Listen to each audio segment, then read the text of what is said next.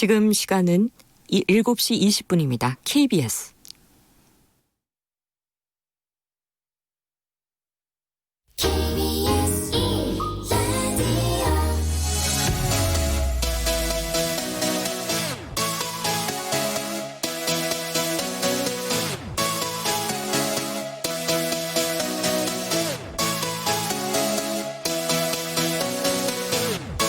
KBS 열린 토론.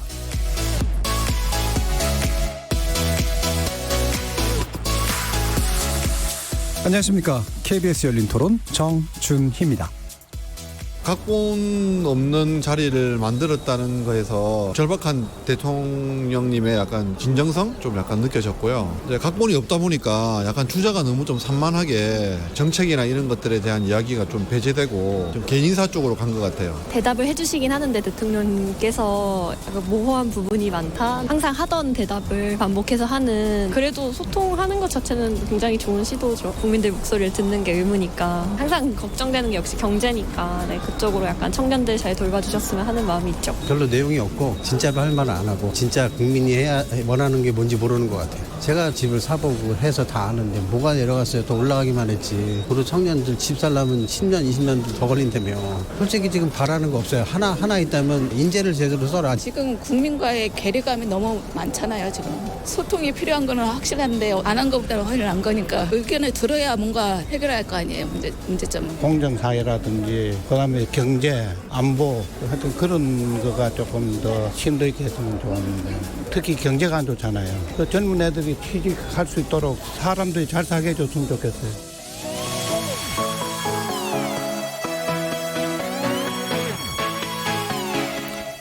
어제 각본 없이 진행된 대통령과 국민과의 대화, 여러분은 어떻게 보셨습니까? 정치권의 평가는 예상할 수 있다시피 극명하게 갈렸는데요. 한편에서는 믿을 수 있는 지도자의 모습을 보여줬다라고 긍정적으로 보는 반면 일방적인 정치 쇼에 불과했다라는 아주 냉혹한 평가도 있습니다. 그래서 오늘은 대통령의 소통 점수는 문재인 정부에게 바란다라는 주제로 국민과의 대화가 공감과 소통의 폭을 넓혔을지 실망과 적대감을 높였을지 평가해보는 자리 마련합니다. 어제 대통령은 부동산 문제 자신 있다, 공수처 꼭 필요하다, 3차 북미 정상회담 열리면 반드시 성과 있을 거다라는 등의 몇 가지 확신에 찬 언급을 하기도 했고요. 임기 절반이 지났다기보다 남았다고 생각한다면서 지난 2년 반 동안 닦아놓은 터에 성과가 돋아나게 하겠다는 그런 말도 남겼습니다. 과연 임기 후반기 어떤 모습을 보여줘야 될지 문재인 정부가 가야 할 길도 점검해 보도록 하겠습니다. KBS 열린 토론은 여러분들과 함께 만듭니다. 문자로 참여하실 분은 샵 9730으로 의견 남겨주십시오. 단문은 50원, 장문은 100원에 정보 이용료가 붙습니다. KBS 모바일 콩, 트위터 계정 KBS 오픈을 통해서도 무료로 참여하실 수 있습니다. 청취자 여러분이 KBS 열린 토론의 주인공입니다. 날카로운 의견과 뜨거운 참여 부탁드립니다. KBS 열린 토론 지금부터 출발하겠습니다. 살아있습니다. 토론이 살아있습니다. 살아있는 토론, KBS 열린 토론. 토론은 라디오가 진짜입니다. 진짜 토론, KBS 열린 토론. 오늘 토론 함께해 주실 두 분의 논객 소개해 드릴 텐데요. 애청자 여러분들이 아주 반가워하실 분들입니다. KBS 열린 토론의 올드 멤버이시기도 하시죠. 대표적 보수 논객이자 최근 유튜버로까지 활동 중이신 전원책 변호사 모셨습니다. 안녕하세요. 예, 안녕하세요. 자, 그리고 10년 만에 왔습니다. 10년 만에 오셨다고 합니다. 예, 소파가 안 바뀌었다는 말씀까지 남겨주셨습니다. 기자 인생 30년을 정치부에서만 보낸 정치통이기도 하십니다. 이수기 시사인 선임 기자 모셨습니다. 안녕하세요. 저도 오랜만에 왔습니다. 이 스튜디오. 네, 스튜디오가 좀 바뀌었잖아요. 네네. 네. 그러니까 깔끔해졌어요. 네. 그래서 산천은 어구한데 인걸은 간데 없네 하는 시조같이 저는 인걸들을 다시 모셨습니다. 김재 선생님. 근데 두 분은 뭐 방송 같이 하신 이후로도 종종 만나신다는 말씀 들었는데요. 평상시에도 좀 보시나요? 아니요. 정말 오랜만에 만났죠. 예. 그 변호사님이 작년에 조직 그 자유한국당에 이 조광위원 예. 가시면서 그 그때부터 문자에 연락을 잘 안 적당한 얘기를 왜 해주시더라고요. 오늘 안 그래도 보수 통합 때문에 그것 좀 여쭤봐야 되겠어요. 예. 지금 분위기는 화기애애한 것 같긴 하지만 또 이제 막상 논의가 진행되면 굉장히 또 각이선 그런 토론이 또 진행되지 않을까 싶은데요. 이 시간 영상으로도 함께 할 수 있습니다. 유튜브 들어가셔서 KBS 1라디오 또는 KBS 열린 토론 검색하시면 지금 바로 저희들이 토론하는 모습 영상으로도 보실 수 있습니다. 구독 많이 눌러주시고요. 의견도 많이 달아주십시오. 생방송 놓치신 분들을 위해 나중에 팟캐스트 준비되어 있고요. 매일 새벽 1시에 재방송도 됩니다. 자, 이렇게 KBS 열린 토론과 함께 하실 방법까지 안내드렸고 오늘 토론 주제 대통령의 소통 점수는 문재인 정부에 바란다. 본격적으로 시작해 보겠습니다. KBS 열린 토론.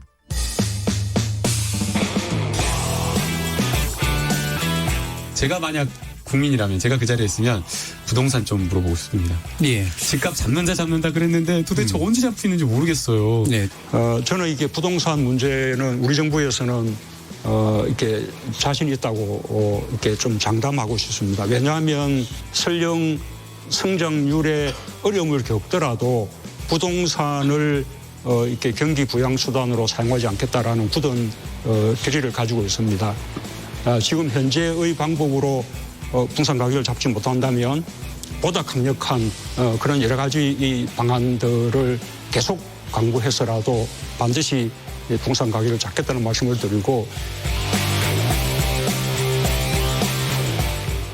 이 조국 전 장관의 문제는 결과적으로 그것이 많은 국민들에게 오히려 갈등을 주고 또 국민들을 또 분열시키게 만들고 한 점에 대해서는 정말 송구스럽다는 말씀을 드리고 다시 한번 이렇게 사과 말씀을 드립니다.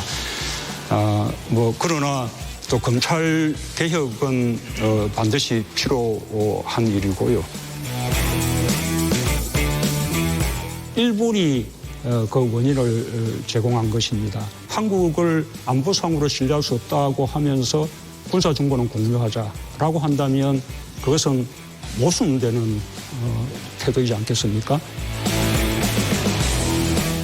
우리 후반기에는 보다 확실하게 그 성과를 체감하고 우리가 옳은 방향으로 나가고 있고 같은 방향으로 계속 노력해 나간다면 반드시 우리가 원하는 나라를 만들 수 있다라는 확실한 믿음과 희망을 들 수 있도록 하겠습니다.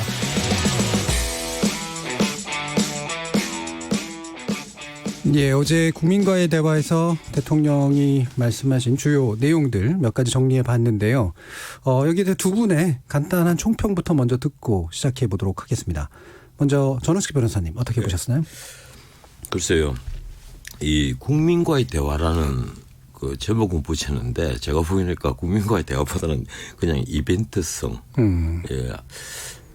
아니었느냐 이런 생각을 하고 또 국민과의 대화라고 하기에는 이 질문들이 너무 많이 부족했어요. 네. 정리되지도 않았고 심지어 저도 그걸 거의 한 90%는 시청을 했는데 뭐 대통령이 취임한 뒤에 너무 늙어 보여서 네. 눈물까지 글썽이는 모습을 보니까 이게 무슨 국민과의 대화냐 하는 생각이 들고요. 또 대통령의 답도 그렇습니다. 근데 오늘 뭐 신문 헤드라인에 났습니다만 부동산 값 반드시 잡겠다. 방금 또 이제 그 목소리가 나왔는데 대통령이 부동산 값 잡겠다 이래서는 안 되죠.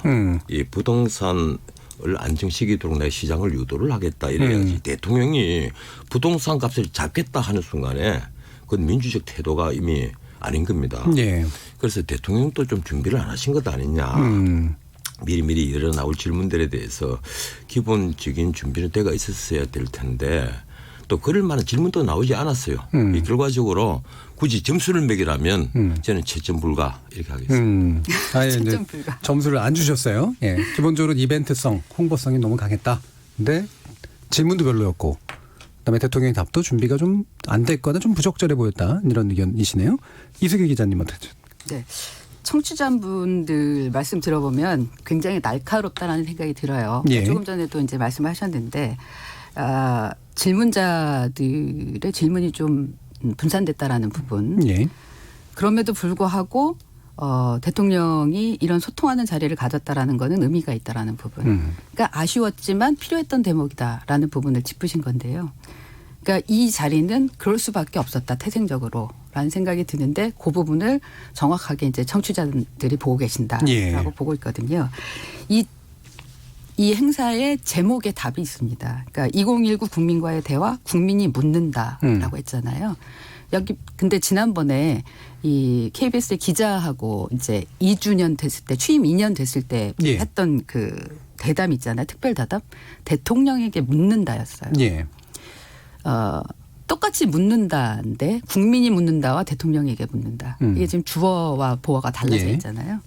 그러니까는 지난번에는 대통령한테 기자가 전문가로 국민을 대신해서 이제 물었고, 그러니까 원래 그 당시에 이 KBS 팀이 제안했던 게 이번 MC 팀이 하려고 했던 거를 예. 제안을 했었어요.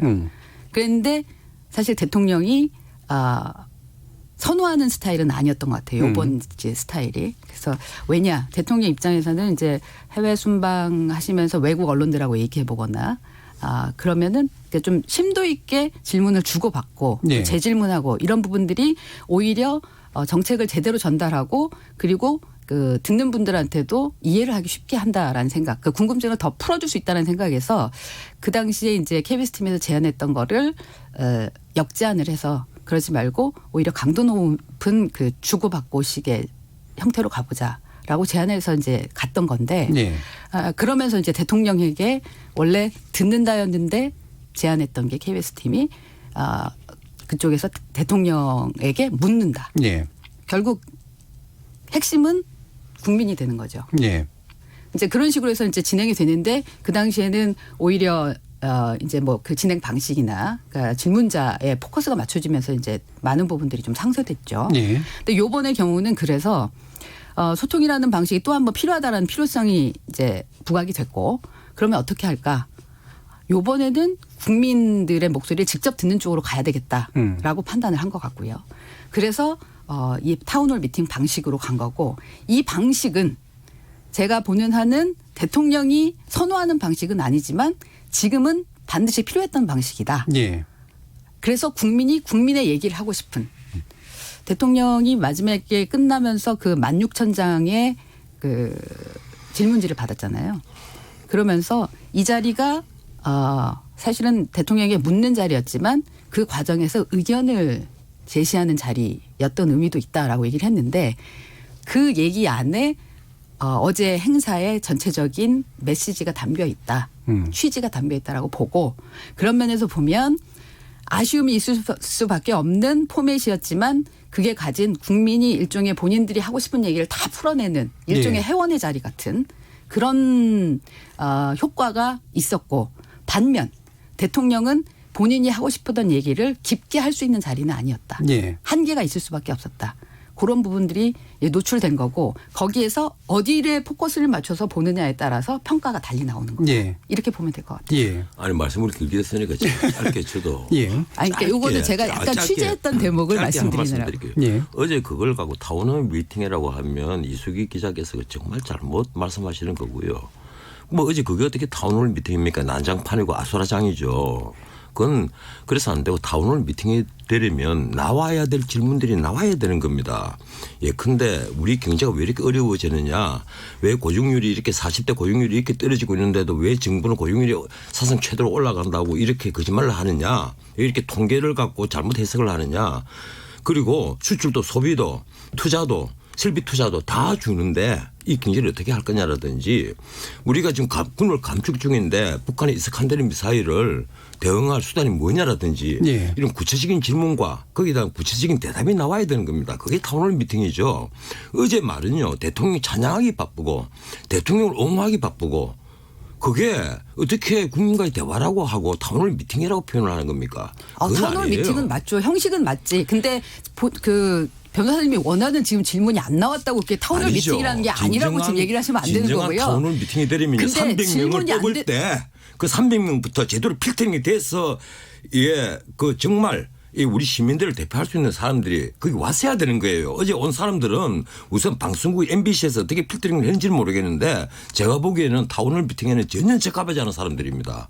이런 거는요 쇼에 불과한 거예요. 제가 아까 극단적인 말을 일부러 피하려고 점잖게 얘기를 했는데 잘못하면요 이건 역사적으로 우스갯감이 됩니다. 대통령이 국민과의 대화라고 하기 전에 기자회견 더 많이 하시면 돼요. 미국 같으면요 대통령이 역대 대통령 한번 보세요. 평균적으로 한 달에 2번꼴로 기자회견을 합니다. 기자실에 나타나서 언제든지 프리하게 대화를 해요. 그런데 우리 대통령이 지금까지 딱 2번 했습니다. 기자회견을. 네, 100일 때 하셨고 그러면서 이번에 무슨 뭐 국민과의 대화니 나는 그리고 뭐 소통에 충분히 하고 있다.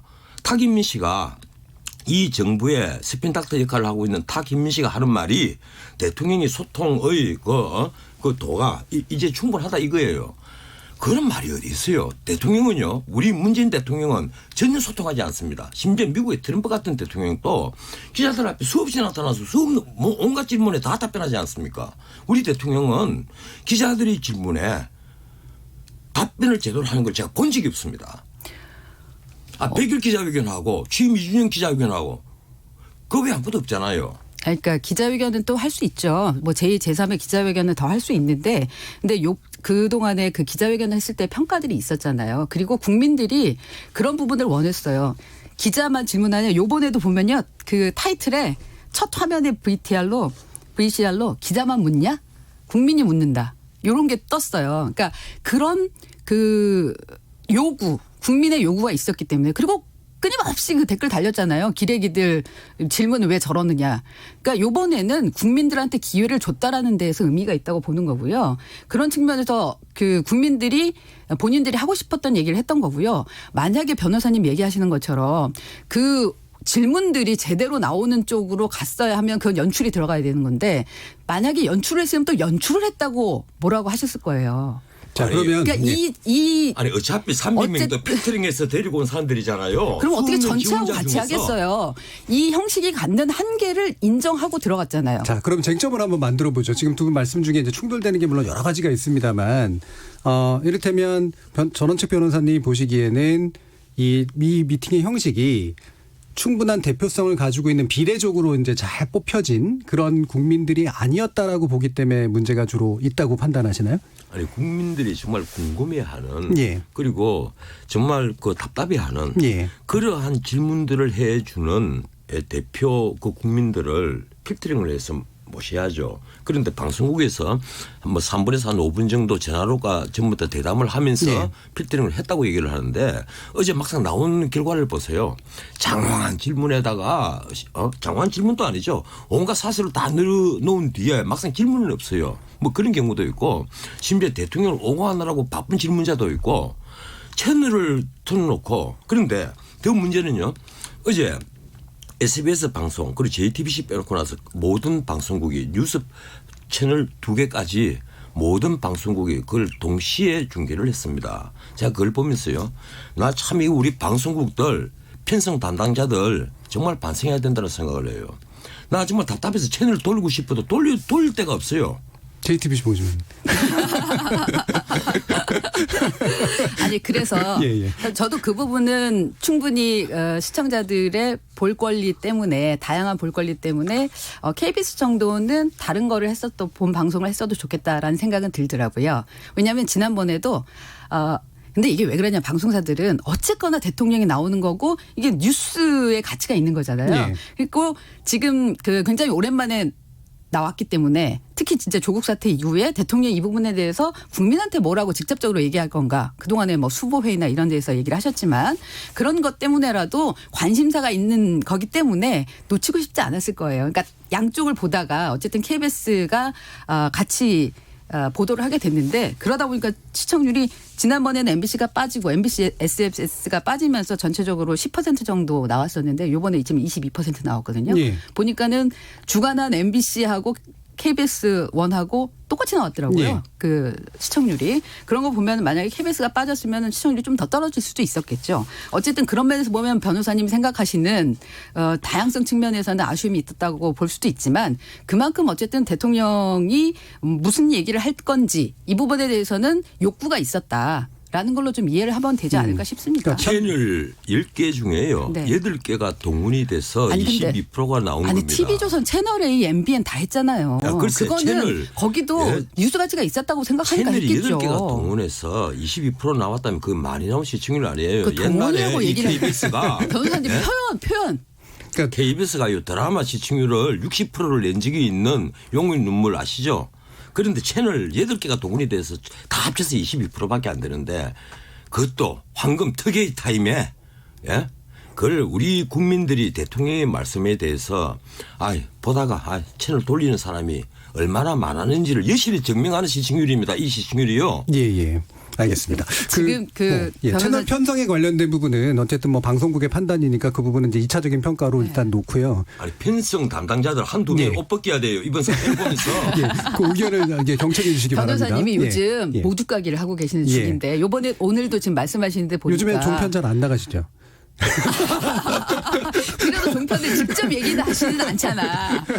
직접 검역은 안 하시잖아. 근데 지상파도 종합 편성 채널입니다. 물론이죠. 근데 아까 평가를 종편 하지 마십시오. 전체적인 평가를 하면서 보면은 이제 아까 질문하시는 분들의 집중적으로 사실은 비판을 좀 하셨잖아요. 이제 보면은 질문하시는 분들을 이렇게 얘기를 하는 걸 보면은 문재인 대통령은 제 역할을 했다라는 평이 오히려 더 많은 거예요. 심지어. 그러니까 이제 어제 어제 너무 편을 드시는 거 아니에요? 어제 대통령 하시는 답변들을 쭉 들으시면서 뭐 대통령 편을 지금 드시는 겁니까? 아니 그게 아니고요. 그러니까 아쉬움이 있어요. 왜냐하면 제가 조금 이따 말씀드리겠지만 이를테면 부동산 정책 같은 경우 그러니까 핵심적인 질문이 나왔음에도 불구하고 보유세, 양도세에 대한 본인의 생각 이런 거 그냥 비껴 가셨어요. 그러니까 그런 부분들에 있어서 아쉬움이 많이 있어요. 그리고 근데 이 형식이 갖는 그 한계 부분을 분명히 인정해 주셔야 된다는 거고요. 거기에서 포커스가 다 이렇게 이를테면 중구난방 난장판을 만든 배철수 방송과 방송사와 씨가 잘못했다. 그리고 그 질문을 제대로 못한 그 질문자들 쪽으로 오히려 포커스가 맞춰지는 그런 양상이 있고 그거를 오히려 조율해내면서 질문이 좀 어수선해도 그거를 잘 조율해내는 게 대통령이었다. 라는 쪽이 상대적으로 평가가 좀 더 있다. 지금 이제 들어보면 라는 부분을 총평으로 얘기를 하는 거예요. 여론을. 이수기 기자님은 일단은 보니까 이건 형식이 자체가 어느 정도 뭐 이렇게 국민들의 목소리를 내도록 만드는 거니까 중구난방이어도 어쩔 수 없었고 그게 의미가 있었다 외려 이렇게 보시는 것 같고 변호사님 같은 경우에는 기본적으로 제대로 된 질문 나오고 제대로 된 답변이 나오는 형식을 채택했어야 된다. 그리고 대표성도 없었다. 이제 이렇게 보시는 쪽인 것 같아요. 일단 그 부분은 그 정도로 이제 얘기를 정리를 하고요. 막상 이제 지금 논쟁이 붙으시는 부분들이 아니 어제 그 얘기 듣고도 지금 그런 말씀이 나오십니까라는 변호사님이 얘기가 있었는데 어제 나왔던 대통령의 답 가운데 대부분이 아마 아쉬웠던 것 같은데 혹시 뭐 인상적이었거나 의미가 있다고 생각하신 건 없으셨나요? 인상적인 답변도 있었죠.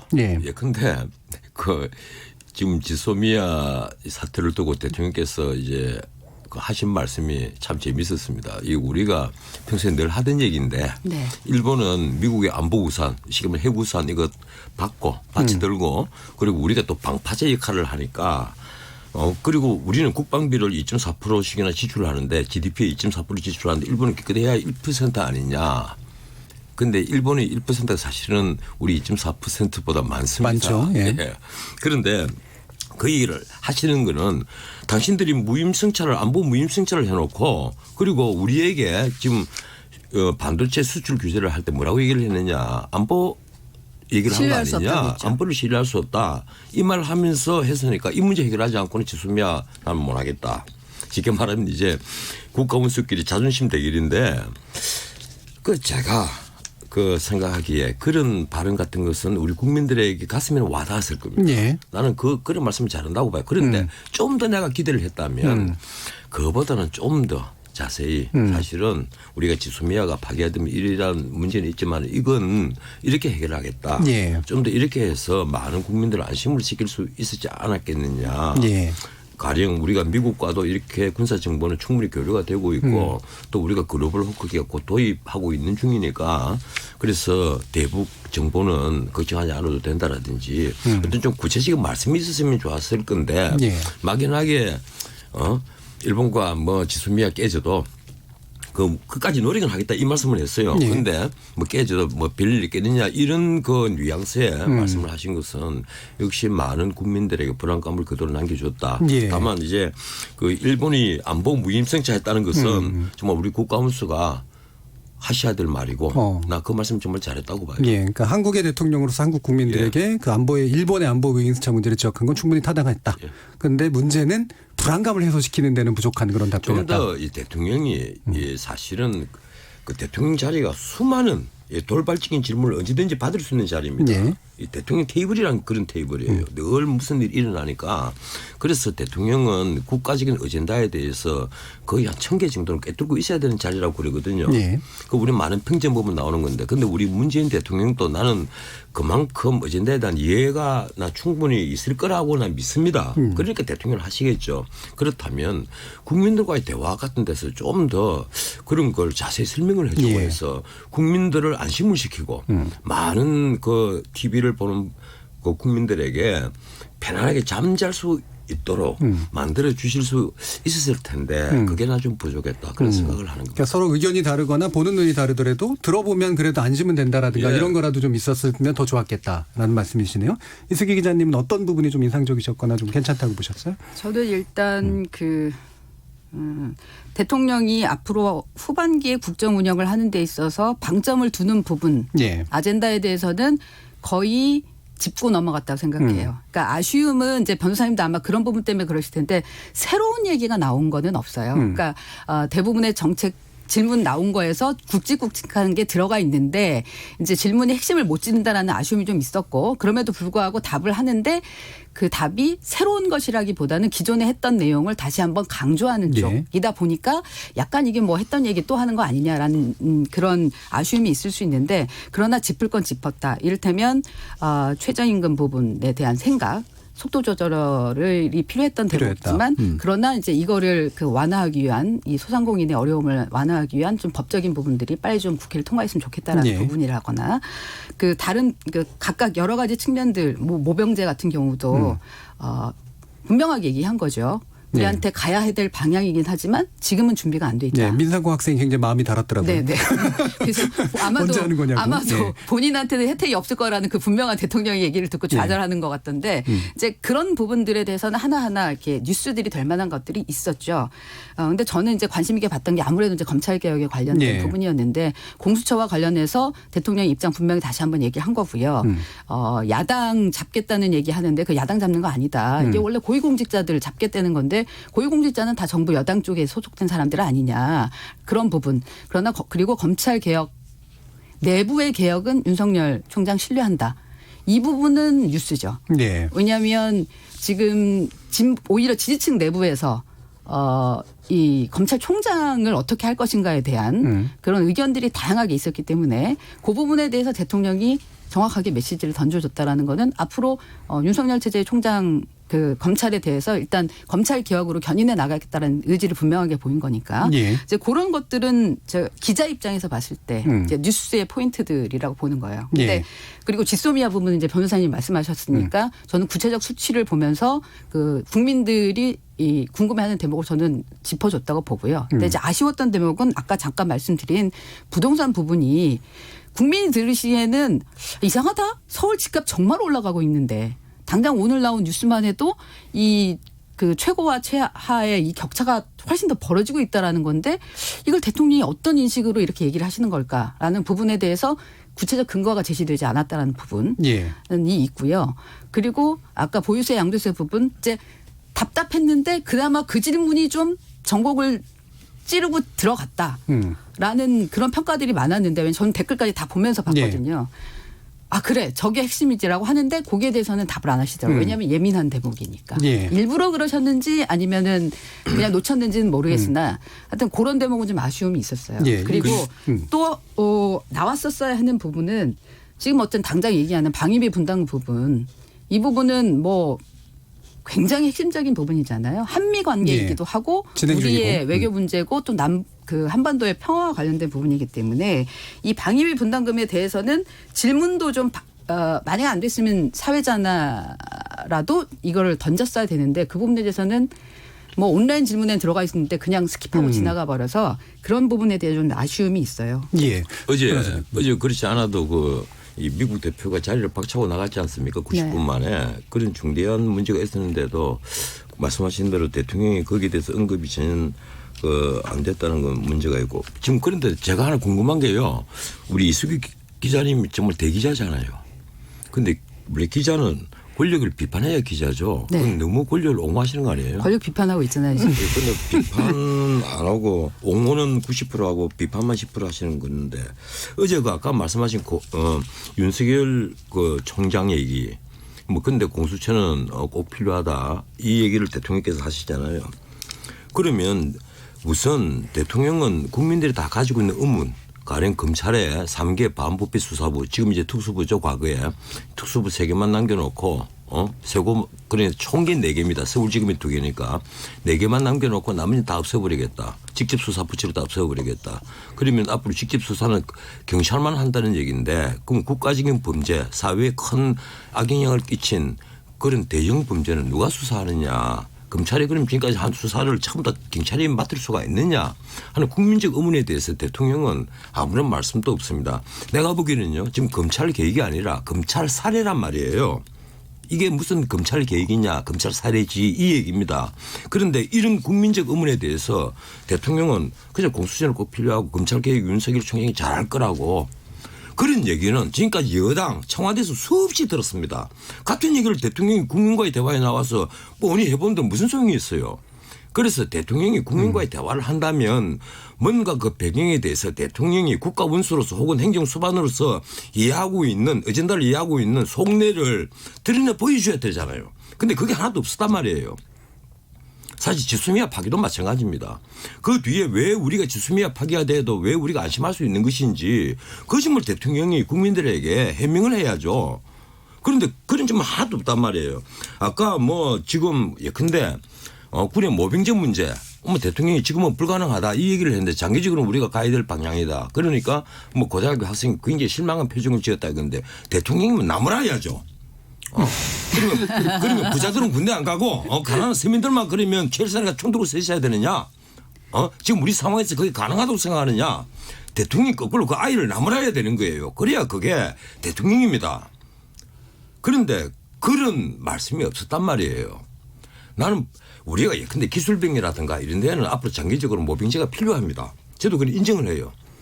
기본 나는 근무를 한 2년을 한다면 그 이외에 2년이든 3년이든 더 하는 장기병들은 나 필요하다고 봐요. 그 사람들은 나 모병제를 해야 된다고 봅니다. 하지만 대통령이 당장 모병제를 하자. 나는 그러면 혜택은 못 받는 거 아니냐. 그걸 혜택이라고 생각하면 어떻게 합니까? 우리 헌법재판소에요. 놀라운 결정문이 있습니다. 옛날에 군가산점 이 위헌이라고 하면서 내린 놀라운 결정문이 하나 있는데 그게 뭐라고 표현했는지 압니까? 국방의 의무는 신성한 의무라고 그랬습니다.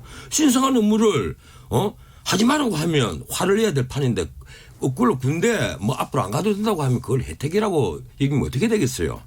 대통령과의 대화 자리에 나와가지고 지금 어렵게 질문도 던지고 그랬는데 대통령은 국민과의 대화 이런 걸 정말 하시겠다면 진짜 타운홀 미팅을 하시겠다면 정말 제대로 선정된 국민들 한가운데 서서 사회자 없이 질문을 받고 답변하고 질문을 받고 답변하고 또 재질문하면 답변하고 그래야만 진정한 타운홀 미팅이 되는 겁니다. 그게 가장 잘하는 사람이 누군지 알아요? 바로 지금 마크롱이라는 사람입니다. 프랑스의 대통령인 마크롱이 노란조끼 사태 당장 노르망디 지역부터 시작해서 타운홀 미팅을 계속 6개월 동안 했잖아요. 그래서 프랑스를 안정을 시켰잖아요. 그런 타운홀 미팅을 하려면 국민과의 대화를 해도 됩니다. 그렇지 않고 어제처럼 쇼하고 이벤트성 타운홀 미팅 하려면 할 필요가 없는 거예요. 근데 아마 탁현민 위원이 그 본인이 자기 같았으면 이거 연출 안 했을 거다라고 얘기를 했던 게 아마 제가 볼 때는 이런 맥락이었다고 생각을 해요. 그러니까 이 형식이 갖는 한계가 분명했고 저희들은 그러니까 저만 해도 형식이 이렇게 됐다라고 했을 때 어느 정도는 이거를 예상을 했죠. 왜냐하면은 아시잖아요. 이런 형태가 갖는 기본적인 그러니까 어제도 그 전형적인 형식으로 갔죠. 처음에 VTR 보고 그리고 나서 인사하고 그리고 첫 질문은 건강 어떠십니까로 시작했고. 그러니까 실제로 그런, 타운홀 미팅이라는 게 원래 중구난방의 형식을 가질 수밖에 없는 건 맞고요. 그렇죠. 대신 이제 말씀하시는 건 타운홀 미팅을 제대로 하려면 방방곡곡 다니면서 해야 되는 거 아니냐. 네네. 이런 오히려 말씀이신 것 그렇게는 같아요. 할 수 예. 있죠. 곳곳 다니면서 더 많은 사람을 만나면 그 와중에 좀 깊이 있는 대목이 있었겠죠. 그래서 탁현민 의원은 아마 그렇게 얘기했던 게 대통령이 이걸 통해서 본인이 그 국민의 그 질문에 2차, 3차로 대답할 수 없다라는 아쉬움을 가질 거다. 대통령께 선호하지 않는 스타일이다라는 부분. 그리고 이렇게 뒷얘기가 나올 수밖에 없다. 라는 그런 것들을 아마 알았기 때문에 이거 아마 자기 같았으면 안 했을 거다라는 얘기를 하지 않았을까라는 예. 생각을 해봅니다. 알겠습니다. 뭐 논의하실 말씀들은 굉장히 좀 많습니다만 또 청취자 의견도 들어보고 이래야 되기 때문에요. 이런 진솔함의 문제였을까 또는 인위적인 쇼였을까에 대해서 이 판단은 결국은 나중에 어떤 정책으로 그리고 실제로 어떤 모습으로 그리고 어떤 지지의 형태로 나타나는가 이런 것들로 이제 판가름되지 않을까 싶습니다. 그래서 이어지는 후반부 토론에서는 문재인 정부가 임기 후반부를 어떻게 풀어나가야 정말 국민과의 진정한 소통이라고 볼 수 있는가 이에 대한 두 분의 의견 더 들어보도록 하겠습니다. 여러분께서는 KBS 열린 토론과 함께하고 계십니다.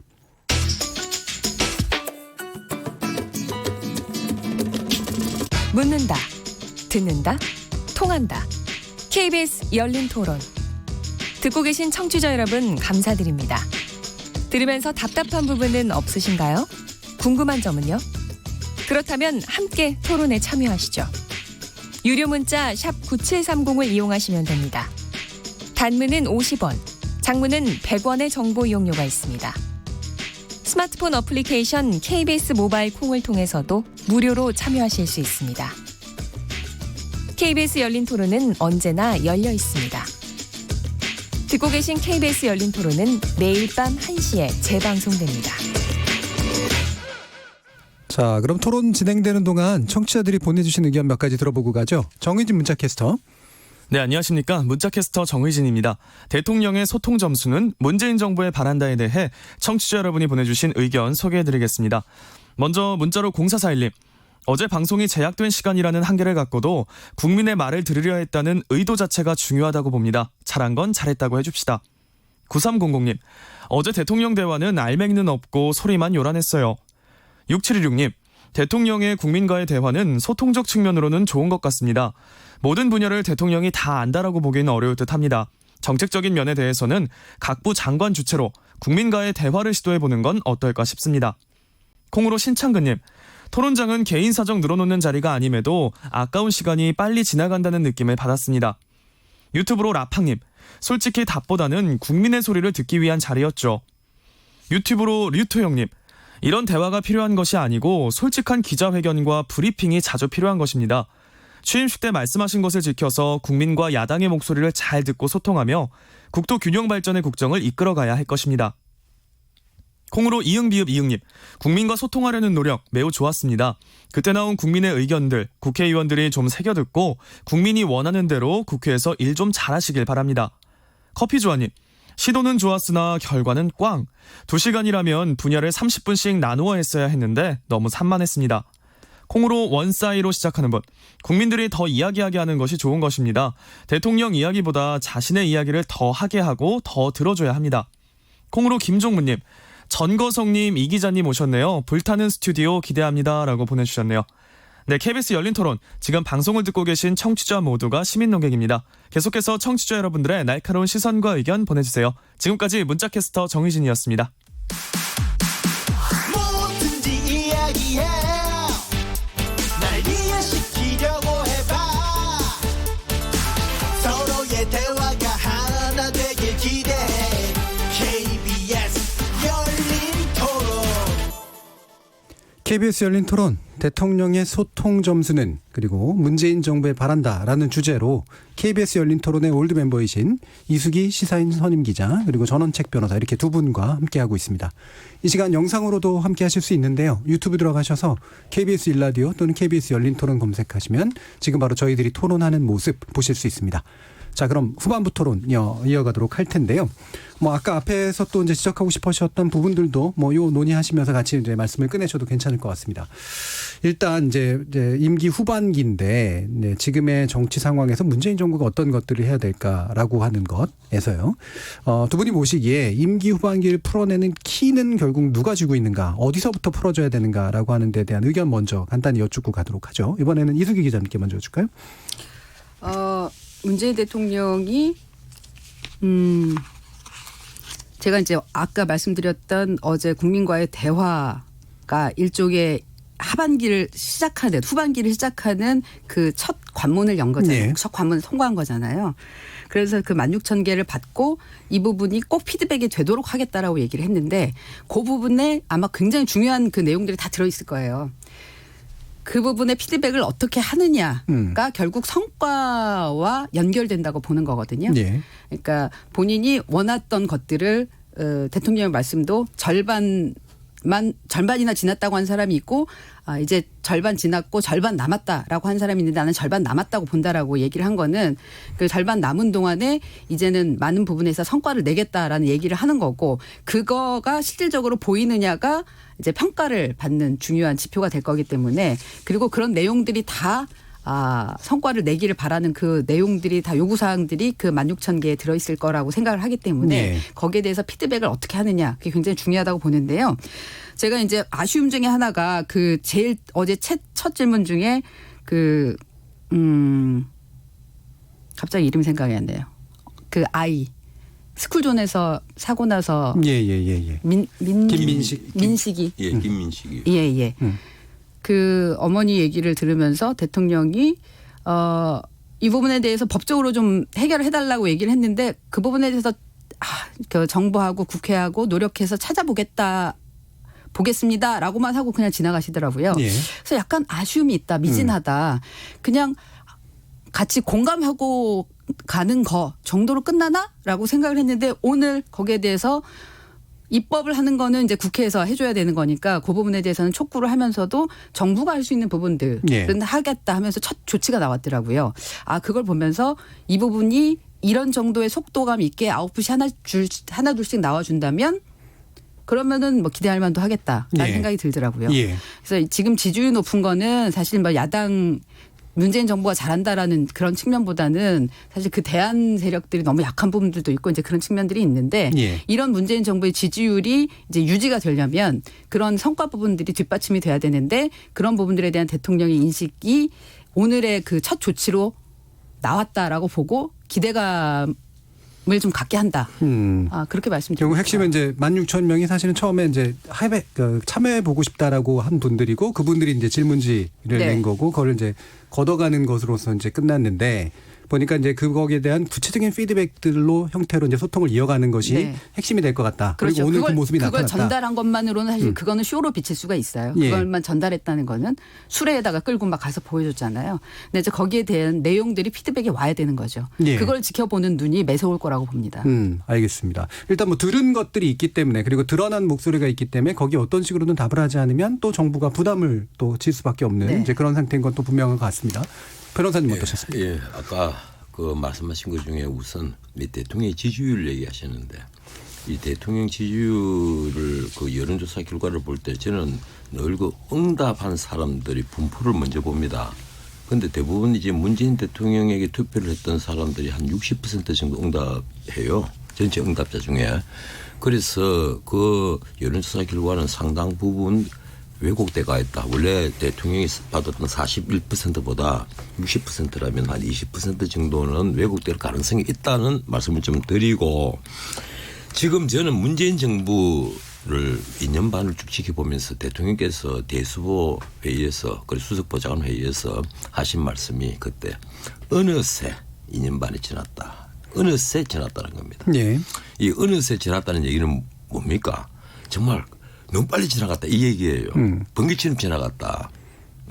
권력자 입장에서 어느새 지나갔다는 말은 그 기간이 고통스러울 수도 있지만은 권력을 누리는데 참 시간이 너무 빨리 지나간다 이런 느낌을 주는 얘기입니다. 어느새 2년 반이 지나갔다. 오해될 수 있다 이런 말씀이죠. 그리고 앞으로 2년 반 동안 그동안 닦아놓은 기반을 그래서 좌고우면하자고 밀어붙이겠다 이런 취지의 말씀을 했단 말이에요. 예.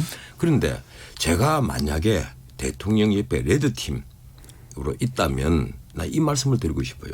아마추어들 다 좀 물러나게 하고 프로들 앉히십시오.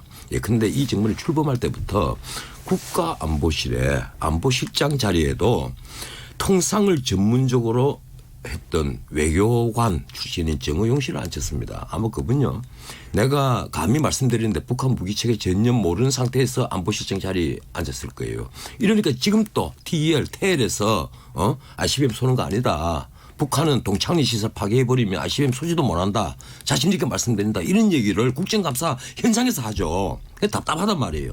외교관 경험은 전혀 없고 통역 경험만 있는 강경화 씨가 외교 장관을 맡았습니다. 지금도 장관 자리에 있어요. 거기에다가 처음에 김동연 그 기재부 장관을 꼼짝 못하게 하고 국가 이 경제 소득주도 성장을 밀어붙였던 사람이 누굽니까? 장하성 씨잖아요. 그분은 경제학은 전혀 공부하지 않은 경영학자 출신입니다. 나는 처음에 이 정부에서 출발할 때 각 포스트에 앉힌 분들을 보면서 깜짝 놀랐어요. 어떻게 이렇게 아마추어 정부를 구성을 하느냐. 대통령이 모든 데 다 통달을 하신 분 같으면 뭐 아마추어들은 안 차려도 됩니다. 그게 아마추어라서 문제인가요? 아니면 잘못 가서 문제인가요? 그러니까 전공한 분야를. 예. 쉽게 말해 용인수를 잘못 썼다는 얘기예요. 제자리에 못 썼다? 정의용 씨를 외교장관을 앉혔다 하면 예, 제가 예. 박수를 쳤을지 모릅니다. 예. 정말 훌륭한 외교관 출신을 뭐 나이는 좀 많지만은 이 경험이 많은 외교관 출신을 외교장관 앉혔구나. 이렇게 평가를 했을지 몰라요. 그런데 정의용 씨를 국가안보실장에 앉혔단 말이에요. 이런 식입니다. 장하성 씨 같으면 경영학 출신이잖아요. 예. 차라리 그분을 공정거래위원장에 앉혔다면 또 모르겠어요. 그런데 김상주 씨는 공정거래위원장에 앉히고 뭐 지금 정책실장을 합니다만은 장하성 씨를 정책실장에 앉힌 거예요. 예. 이 완전 거꾸로인 사람 말이에요. 난 그런 걸 보고 깜짝 놀랐습니다. 그래서 지금이라도 적재적소에 새로운 인재를 앉혀가면서 지금까지 무너졌던 각 분야 예컨대 안보만 하더라도 비핵화를 미국과 북한에게 맡겨놨잖아요. 그리고 중재자 촉진자 역할을 하겠다 이 얘기만 했단 말이에요. 결과적으로 어떻게 됐습니까? 수많은 사람들이 안보 특히 북한의 비핵화는 이제 물 건너갔다. 그리고 미국 트럼프도 지금 재선 때문에 그냥 지금 김정은이에게 추파를 던지는 형국이잖아요. 그 추파를 받은 김정은이는 지금 큰 소리 뻥뻥 치고 있고 이런 상태로 간 데는 난 문재인 대통령의 처신도 난 문제가 하나 있다고 봅니다. 네. 왜 중재자 촉진자 역할을 하면서 우리가 그게 아니다. 우리가 주인이다. 우리가 이 안보 문제에 있어서 주인이라는 얘기를 왜 하지 못했는가. 경영 문제는 더 그렇습니다. 지금 가령 30대 40대 실직자가요. 거의 한 40만 정도가 되고 풀타임 실직자가 118만 명이나 됩니다. 그 통계청 자료예요. 그런데 이런데도 청와대는 뭔가 하면 우리 고용 잘 되고 있고 사상 최대로 지금 고용이 늘고 있다. 그 말이 뭔가 하면 27만짜리 노인들 알바 일자리를 늘렸다는 얘기예요. 국민 세금으로. 그래서 돈을 55조씩 투입을 해도 풀타임 일자리는 늘는 게 없단 말이에요. 예. 그러면서 이 정부에서 하는 말은 또 기가 찹니다. 4차 산업혁명 얘기를 하는 거예요. 4차 산업혁명은요.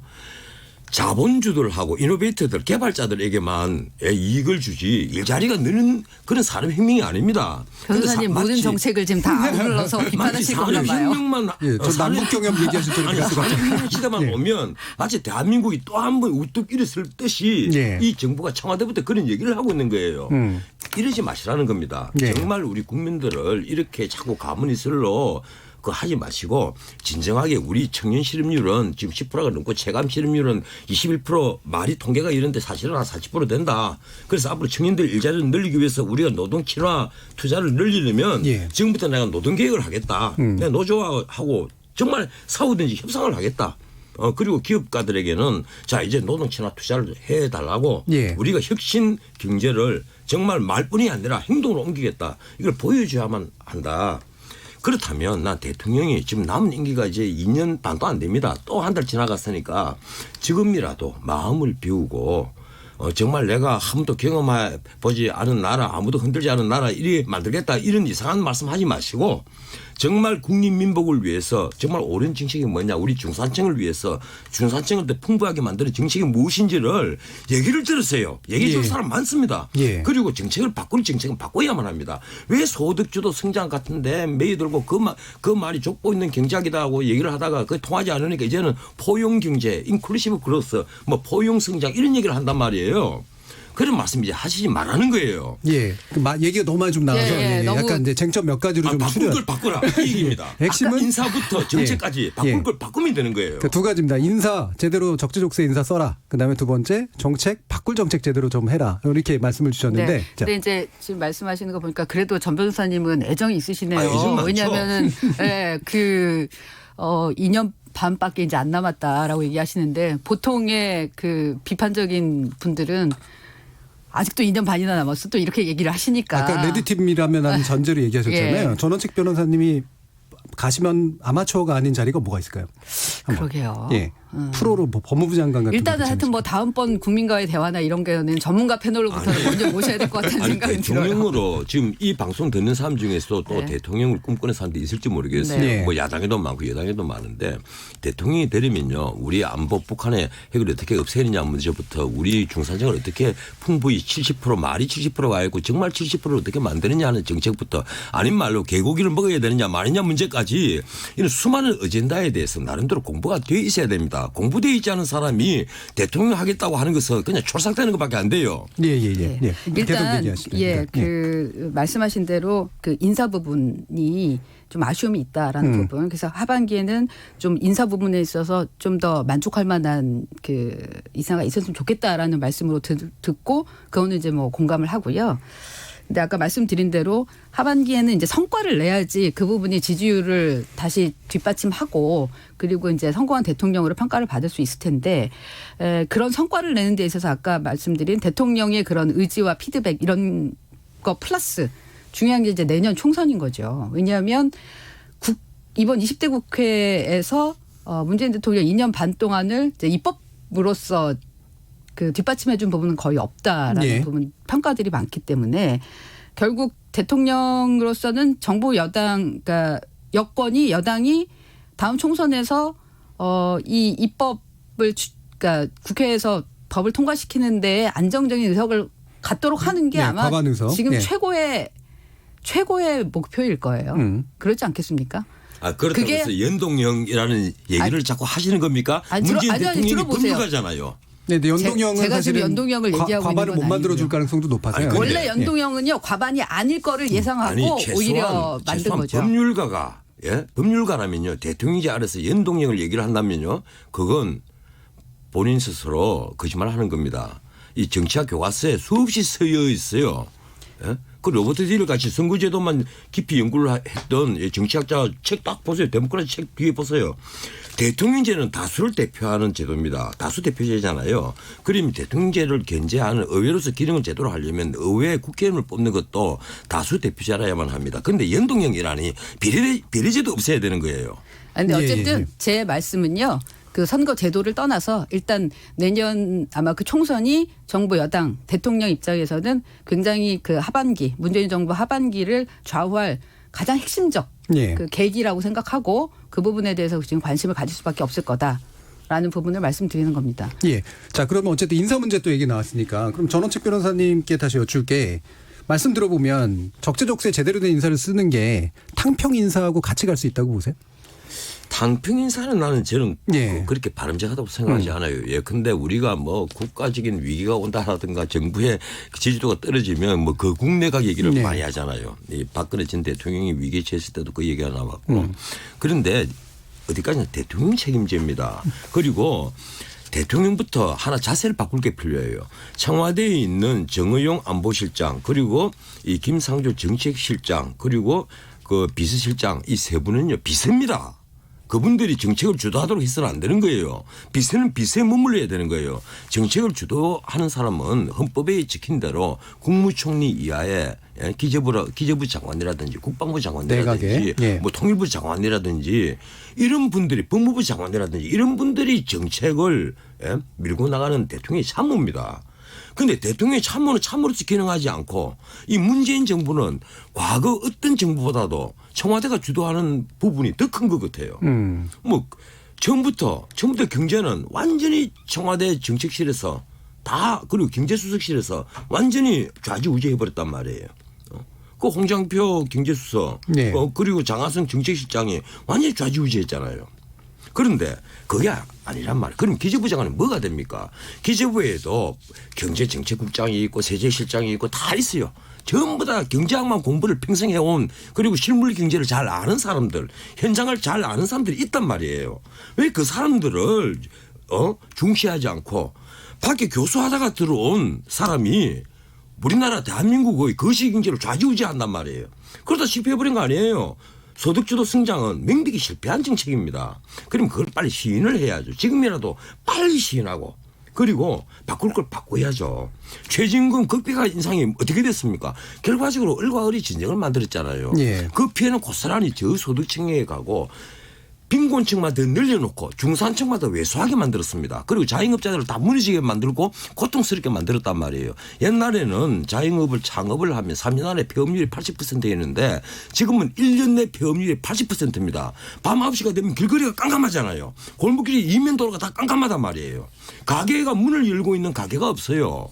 이런 상황을 대통령이 아셔야 됩니다. 예. 골목골목에 이 넘쳐나는 원성을 들여야 되는 거예요. 그런 걸 듣지 않고 대통령이 소득주도 성장 고초가가 나온다. 아직도 그걸 믿고 있다면. 그러니까 탕평 인사라든가 이거는 현재 대통령 책임자에서는 의미 없다. 이렇게 보시는 거고. 사람을 바꾸되 자기 사람들 많잖아요. 예. 좋은 경제학자들 많이 있습니다. 쓰면 돼요. 예, 결국은 정책을 바꾸면서 제대로 된 정책을 수행할 수 있도록 내각에 장관에게 힘을 실어줘야 된다. 이런 의견이신데요. 여기에 대해서는 어떻게 보시나요? 저도 탕평 인사는 예. 의미가 없다고 봅니다. 뭐 최근에 이제 이런 얘기들 이제 뭐 기자니까 이렇게 취재하다 보면은 이런저런 얘기 듣게 되는데 일부에서는 이를테면 김세연 의원이 예. 여도연구원장이 이제 쓴소리하면서 그 자유한국당 해체 이런 얘기를 하니까 저런 사고방식 가진 사람을 여권에서 좀 쓰고 이러는 게 어떠냐. 그게 이제 그 일종의 아까 말씀하신 거국내각처럼 네. 탕평인사 하는 것처럼 그런 것도 주고 그 국민 통합하는 데도 좀 의미가 있지 않겠냐 이런 얘기들을 하시던데 그거는 그러니까 뭐라고 해야 될까요? 이상론일지는 모르겠지만 현실에서는 이제 네. 그런 작동하기 어려운 그런 얘기라고 보고요. 그러니까 그러니까 문재인 정부의 철학을 가장 잘 아는 사람을 적재적소에 임명하는 게 가장 좋은데 지금 변호사님은 이제 적재적소가 아니라는 부분들에 대해서 네. 좀 불만을 말씀하시는 거고, 근데 실질적으로 최근에도 뭐 이제 개각 얘기가 나오고 그러는데 내부에서도 보면 오겠다는 사람들이 정말 없다는 얘기가 많습니다. 예. 그래서 그러니까 아마 그거는 인사 검증이라는 부분들이 지금 이 정부 내내 그리고 뭐 그 전 정부부터 그랬지만 그 굉장히 기준선이 높아지면서 많은 분들이 그 반면에 이제 또 뭐 장관을 하거나 뭐 청와대에 들어가거나 이런 게 나중에 본인들한테 어떤 무슨 뒷배기 되지는 않는 그런 이제 아주 투명하고 이제 그런 깨끗한 사회들로 가고 있다라고 보여지는데 이제 그렇게 하다 보니까 굳이 내가 거기 갈 이유가 있겠느냐. 예. 위험 부담을 감수하면서 아마 그런 생각들을 하시는 것 같기도 예. 하고 또 내지는 그런 게 없는 분들도 난 그 구설에 오르고 싶지 않다.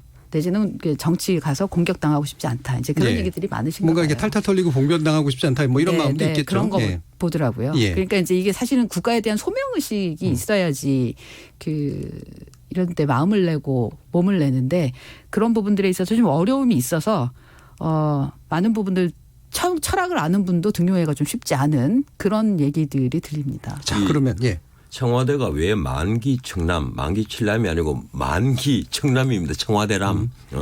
모든 걸 청와대가 다 알아서 한다는 게 왜 위험한가 하면요. 견제를 아무도 안 하기 때문에 그래요. 가령 이 내각에서 그 정책을 만들고 주도를 하고 하면 청와대 비서들이 일종의 레드팀이 될 수가 있는 겁니다. 대통령님 사실 지금 기재부에서 하고 있는 지금 이 부분에 세율을 올리는 것은 문제가 있습니다라든지 그리고 법무부가 이런 정책을 준비를 하고 있는데 이 부분은 이러이러한 위험이 있습니다. 이렇게 비서로서 역할을 할 수가 있는 거예요. 그런데 지금은 비서가 다 주도를 해버려요. 심지어 이번에 북한에서 16명 죽이고 내려왔다는 32명 급하게 5일 동안 비밀로 일로 쉬쉬하다가 판문점을 통해서 북한에 강제 추방한 거 있잖아요. 북송한 거. 그것도 국가안보실에서 결정을 했단 말이에요. 국방부 장관이 모르고 있었어요. 이런 정보가 어디 있습니까? 그걸 국방부 장관이 모르고 JSA를 관할하는 그 보고를 받고 있는 국방부 장관은 보고를 받지를 못하고 거기에 중령이 국가안보실 1차장 김유근 씨에게 보고를 했단 말이에요. 문자 메시지로. 그래서 들통한 거 아니에요. 이건 정부가 굴러대도 뭐가 한참 잘못돼가 있고 나사가 엉뚱한 데 박혀가 있는 기계하고 똑같은 거예요. 이걸 바로잡지 않으면요. 나중에 임기 말에 대통령이 외로워지고 위험해집니다. 예. 이 사람들이 끝까지 충성하리라고 봅니까? 이런 자일수록 배가 위험해지면 먼저 도망가는 쥐와 같아집니다. 예. 그래서 내가 대통령께서 인사를 직제적소로 새로 다 바꾸고 그리고 내각에 힘을 실어주세요. 이 부탁을 드리는 겁니다. 예, 이 부분에 대해서는 사실 뭐 평가들이 좀 다를 수도 있을 것 같은데요. 왜냐하면 이제 정착자들 같은 BH가 경우에는 이제 만기 청담한다고 예. 이제 말씀을 하셨는데 저는 오히려 이제 지금 정무 기능 같은 경우는 오히려 BH가 좀 더 작동을 했으면 좋겠다라는 생각이 듭니다. 정무 쪽이나 비서실장 쪽이나 이런 쪽은 대통령에 대해서도 좀 더 그 레드팀 역할도 더 해야 될 것 같고 오히려 정무 기능은 좀 약화되어 있는 거 아닌가 여러 부분에 있어서 특히 청와대 그러니까 야당과의 관계나 이런 국회와의 관계 이 부분은 잘 풀어내고 있지 못하다는 평들이 많아서요. 예. 그래서 BH에서 그 평가들이 다 보는 눈에 따라서 다를 수 있다라는 생각이 듭니다. 이슈를 좀 이제 넘겨보죠. 그러니까 시간이 얼마 안 남아서 아까 이제 야당복이 있다라는 표현은 직접 이렇게 쓰진 않았지만 현재의 지지율은 야당이 대안이 되지 못하기 때문이다라는 표현을 아까 이수기 기자님이 하셨는데 전원식 변호사님이 보시기에 이제 보수 세력의 관점에서 봤을 때 현재의 자유한국당 또는 야당의 시스템이라고 하는 것이 왜 이런가라는 생각 같은 거 혹시라도 드시는지 조강특위까지 하셨잖아요. 예. 제가 문자 해줬다는 얘기를 자꾸 하시니까 아쉬움이 좀 있지 않으세요? 많이 바쁘시려고 했잖아요. 어쨌든 제가 이 처음에 조강위원 들어갔을 때 그런 네. 얘기를 했어요. 이 80%를 바꿔야 된다. 제가 우리 국회의원들 그 당위원장들 명단을 쭉 보면서 이게 참 이력들 그동안에 무슨 일을 하셨는지 이런 걸 쭉 보고 그리고 의정활동을 어떻게 했는지를 쭉 살펴보면서 내가 그 얘기를 했어요. 이 정말 열정하고 아까 소명의식 말씀하셨는데 열정과 소명의식 이게 없다. 쉽게 말하면 바꿔 말하면 전투력이 없다는 얘기예요. 네. 야당은 야당으로서의 어떤 전투력을 가져야 되는데 그런 전투력을 가진 사람들이 없다. 정치하려면 아무도 할 수 없는 그런 사람들 아니냐. 그럼 패스트트랙 저지라든가 네. 지금 단식 투쟁이라든가 장애 투쟁 이런 거는 뭐랄까 이렇게 야당의 힘이 아니라고 보시는. 지금 오늘 황교안 대표가 당장 단식을 시작했는데 제가 또 특별히 거기에 대해서 또 말씀드리기는 뭐하고 다만 하나 이렇습니다. 황 대표만 하더라도 제가 보기에는 아직도 이 관료의 티를 좀 벗어나지 못한 것 아니냐. 어제 청년과의 대화를 할 때 오후 2시에 했단 말이에요. 네. 당장 이 현실을 아는 사람들은 오후 2시에 청년과의 대화를 생각하지 않죠. 예, 청년들이 안 나온다는 말씀이시죠. 예. 그래서 제가 보면 아직도 황 대표는 그리고 요 앞에 김세현 의원이 전부 다 당 다 물러나자 이런 말씀을 했을 때 당장 내가 내년 총선에 지면 물러날게 이런 말씀을 했잖아요. 아직까지 이게 관료티를 못 벗어났다 하는 생각을 저는 합니다. 그래서 여의도에서는 그런 말 많잖아요. 문 대통령이 여당복은 없어도 야당복은 정말 타고났다. 이제 이런 얘기를 많이 하는데 저는 그렇게까지 생각하지는 않지만 우리 야당이 좀 야당답게 하려면 이제 야당에도 열정을 가지고 그리고 아까 말씀하신 소명의식을 가지고 또 전문적인 지식과 그리고 용기 정직한 사람들 도덕성을 갖춘 사람들이 좀 많이 대거 들어와야만 한다. 그걸 자꾸 굳이 청년들 영입하고 당이 젊어져야 된다. 저는 이렇게 표현하지 않겠습니다. 예. 나는 국가적인 어젠다를 이해하지 못하는 사람이 아무리 청년이라고 해서 국회의원 한다는 것은 나는 그건 아주 잘못됐다고 봐요. 아까 혼내야 된다고 말씀하신 거 보니까 국가적인 어젠다를 이해 못하는 사람은 국회의원이 되거나 대통령이 되거나 아닌 말로 내각을 구성하는 장관이 된다. 이런 생각을 해서 꿈을 버려야 됩니다. 어떻게 공부를 하지 않고 자기가 그 일을 하겠다고 생각들을 해요. 전 조금 이따가 이제 전 변호사님한테 그러면은 이게 지금 자유한국당이 이를테면 보수통합을 어떻게 해야 되는지 개혁을 어떻게 해야 되는지 그거 사실 좀 여쭤보고 싶은데요. 왜냐하면 조강특위 위원 들어가셨으면 지금 한참 그거 하고 계실 거 아니에요. 그랬는데 저는 왜냐면 그러니까 저도 평가를 좀 해보자면 지금 황교안 대표 나경원 원내대표가 도대체 무슨 생각으로 각각의 지금 행보들을 하고 있는 건지 이해할 수 없을 때가 많더라고요. 제가 지금 정말 30년 정치부 기자 이렇게 생활을 하면서 이게 오늘 단식도 마찬가지예요. 아침에 갑자기 어제까지 아무 얘기가 없다가 아침에 네, 오늘 특히 좀 그랬어요. 네, 단식하겠다고 이렇게 얘기를 하고 그러고 나서는 청와대 앞으로 갔는데 그 조율이 잘 안 돼 있어갖고 장소에 대한 조율이 안 돼서갖고 2시에 하기로 했던 기자회견 3시로 늦춰졌거든요.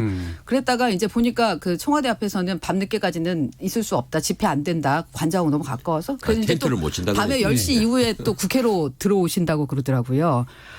그리고 또 그 사이에는 정광훈 목사가 하는 행사에 가서 올라가서 같이 얘기하고 인사하고 근데 정치인의 특히 야당 대표의 행동 하나하나는 그게 갖는 메시지들이 다 들어 있어야 돼요. 그리고 다 거기에 대한 해설 박스 하나씩 나와야 됩니다.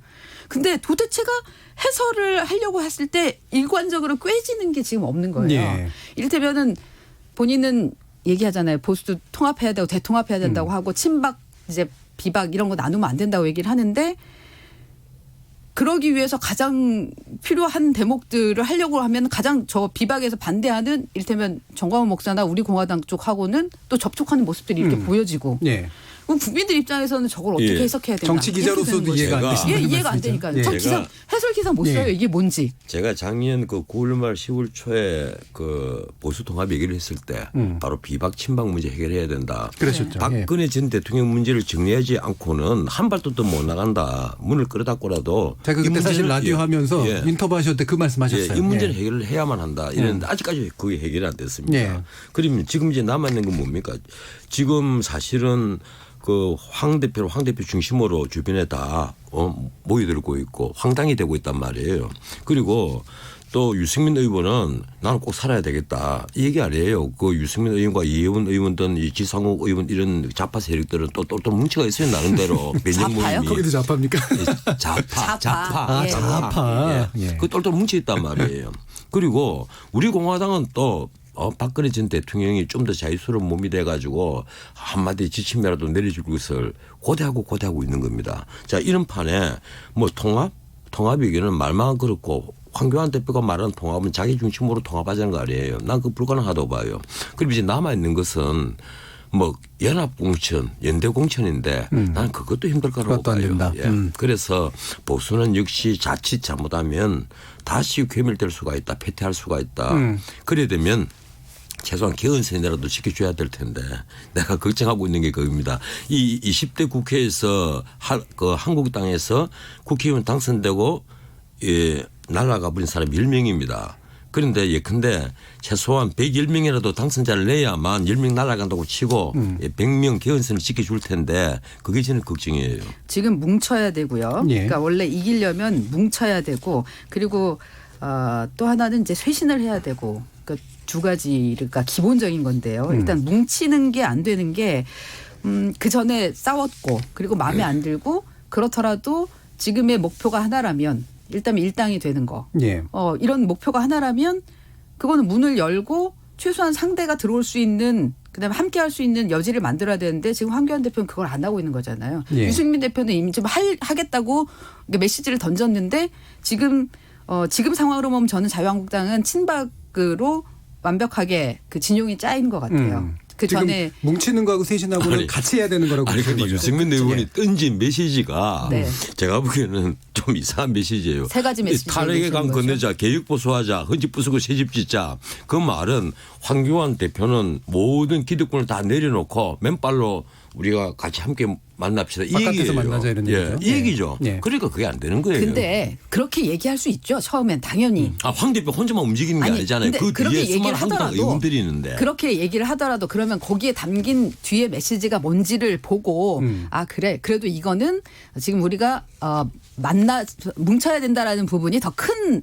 아젠다구나라고 생각하면 그렇게 얘기를 하지만 이제 우리가 접점을 찾을 수 있는 부분이 뭔지 그거를 이제 찾아가야 되는데 거기에 대해서 오히려 비판해버리고 거기에 반대하는 쪽으로 가서 만나고 얘기하고 이런다? 그거는 통합에 대한 의지가 없는 거죠. 두 번째, 쇄신을 해야 되는데 김세현 의원이 정말로 본인이 굉장히 강한 톤으로 얘기를 했어요. 자기를 던지면서.